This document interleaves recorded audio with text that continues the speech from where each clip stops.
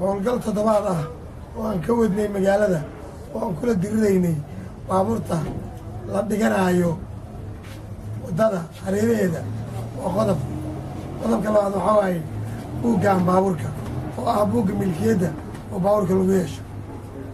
buuggan wuxuu leeyahay baalal badan. halkaas waxaa ku taalla kala wareejinta baabuurka markii la galato oo nootaayo la geeyo baabuurka buugga dekedda ayuu kala soo baxa. dekedda gudaheeda ayaa wasaaraddu ku bixisaa. markii buuggan lagu soo siiyo ood baabuurka soo qaadato nimanka ganacsatada ah oo baabuurta soo degsada buugga ee taarga ay soo qaataan. baabuurka kuma xidhaan, waayo baabuurka haddii lagu xidho wuxuu noqonaa dhaqangal yaa noqonaya beec dhiman. galaashay dhigtaan ayagoo isku haysta.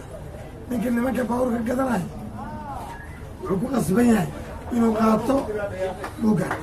waxaa soo baxay oo aan rabnaa saakii aan soo bandhigno baabuurkii aan 10 daqiiqo kor taaganahay, anigu 30 daqiiqo marka la dhahayo meesha laga keenay ma aqaan oo magaalada ku jiro.